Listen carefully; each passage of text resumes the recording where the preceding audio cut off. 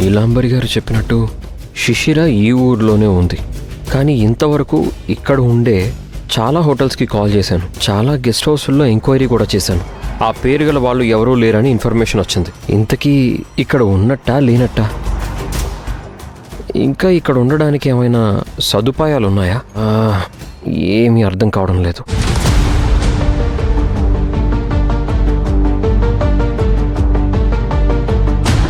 ఒకవేళ శిశిర కనుక ఇక్కడే ఉంటే బతిమాలైనా రిక్వెస్ట్ చేసైనా శివగామిని కలిసే ఏర్పాటు చేయాలి. అప్పుడే శివగామి మనసు కుదుట పడుతుంది.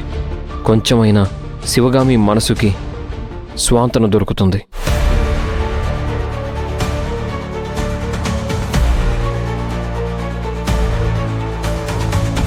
అన్నీ వెతికాను కానీ ఇలాంటి రిసార్ట్స్లోనూ వెల్నెస్ సెంటర్స్లోనూ వెతకలేదు. ఆ విధంగా ట్రై చేద్దాం.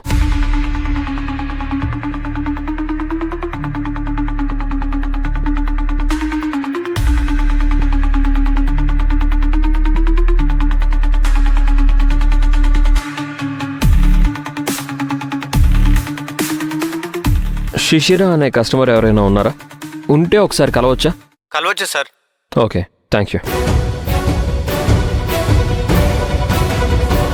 శిశిరని కలిసి మాట్లాడితేనే శివగామి సమస్యకి పరిష్కారం దొరుకుతుంది.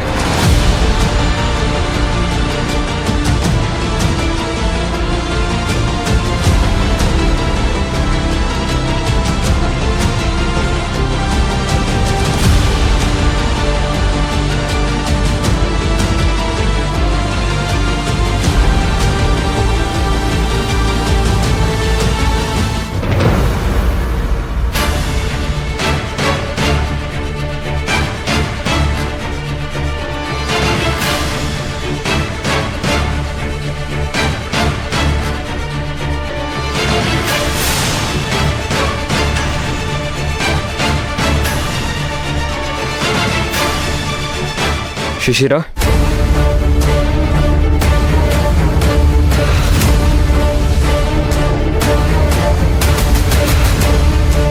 అలా కంగారు పడకు.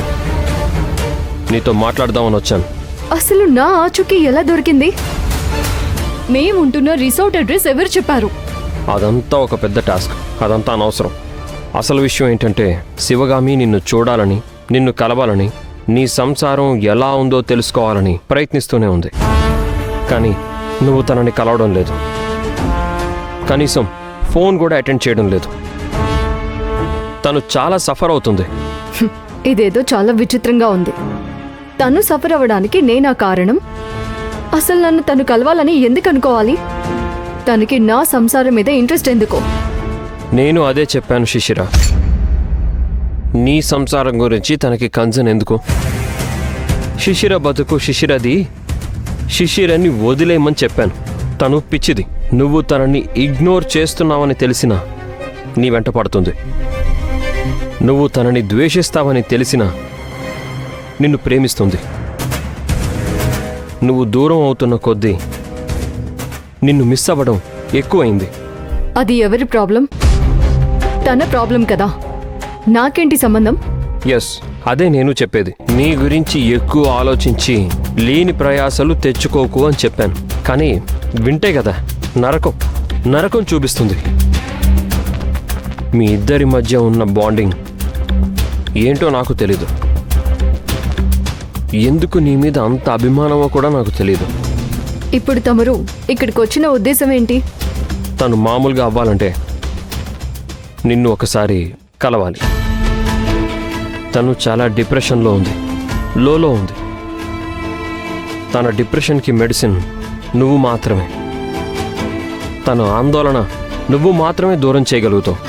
అసలు తనకెందుకు ఆందోళన? అసలు తనకెందుకు సమస్య?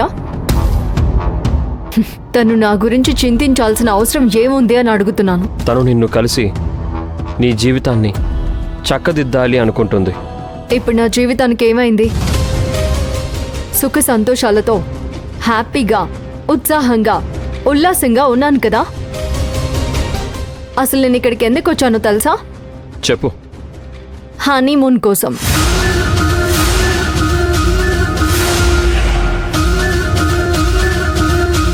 నేను ఆది కలిసి ఇక్కడికి వచ్చాం. నువ్వు అనుకోవచ్చు ఎక్కడికో దూరంగా వెళ్ళొచ్చు కదా హనీమూన్ కోసం అని. కానీ మాకు ఇక్కడే సంతోషం, ఇక్కడే ప్రశాంతత ఉంటుంది అనుకున్నాం. కానీ మా ప్రశాంతతని మీ శివగామి హరిస్తుంది. ఏం చేసింది? మా భార్య భర్తల మధ్య గ్యాప్ వచ్చేలా చేస్తుంది. మీ ఆవిడ. ఆవిడికి చెప్పు మా జీవితాల్లోకి రావద్దని, మమ్మల్ని డిస్టర్బ్ చేయొద్దని చెప్పు. నేను ఆది సుఖంగా సంతోషంగా ఉన్నాం. మీ ఆవిడకు వెళ్ళి నువ్వు ఈ విషయం చెప్పు. శివగామిని ఒక్కసారి కలిస్తే నీ సొమ్మేం పోయింది? నాకు కలవాలనిపిస్తే కలుస్తాను, ఇష్టం లేకపోతే లేదు. తననిప్పుడు నన్ను డిస్టర్బ్ చేయొద్దని చెప్పు. ఇలా నా వెంట పడి వేధించొద్దని చెప్పు.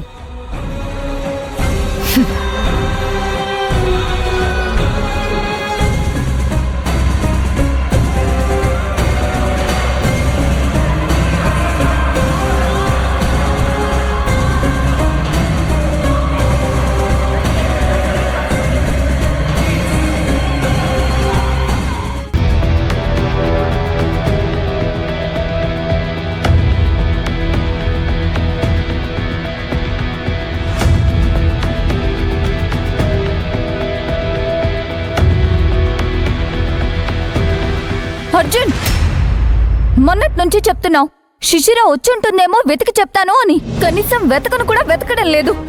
I hate you Arjun. Sivagami నీకు ఎలా చెప్తే అర్థమవుతుంది? శిశిర ఉందా లేదా అని చెప్పు చాలు. శిశిర నువ్వు అనుకుంటున్నట్టు నీ ముద్దుల చెల్లెలు కాదు. తనిప్పుడు ఆది చెప్పినట్టు ఆడుతుంది. ఆది కోసమే బతుకుతున్న శిశిర ఆదినే ప్రపంచం అనుకుని బతుకుతుంది. ఆ ప్రపంచంలో నువ్వు లేవు శివగామి.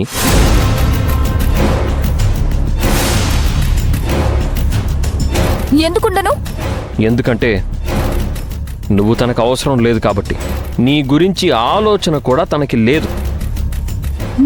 నువ్వు శిశిరని కలిసావా? కలిస్తేనే అర్థమవుతుందా ఏంటి? ఎక్కడుంది తను? ఇక్కడే ఎక్కడ ఉండుంటుంది కదా. నాకు అర్థమైంది, ఇక్కడే ఎక్కడ ఉండుంటుందని. చెప్పు, ఏమైంది? ఏమీ లేదు చెప్పడానికి. వదిలేసేవుగామి. చెప్పకపోతే నా మీద ఒట్టే అర్జున్.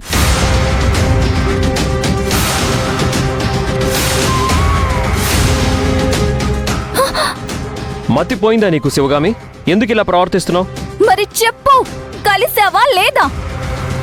కలిశాను.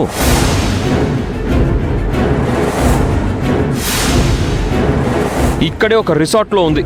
అయితే పద వెళ్ళి కలుద్దాం. వద్దు శివగామి, తనని కలిసిన ప్రయోజనం లేదు. ఏ? వద్దు. ఎందుకు? ఎందుకంటే మనం వెళ్ళి తనని డిస్టర్బ్ చేయడం కరెక్ట్ కాదు. ఎందుకు డిస్టర్బ్ అవుతుంది? తనిక్కడికి వచ్చింది ఒంటరిగా కాదు. మరి ఆది తను కలిసే వచ్చారు. అయితే ఏంటి? వాళ్ళు ప్రైవసీ కోసం వచ్చారు. అంటే శిశిర వచ్చింది తన హనీమూన్ కోసం.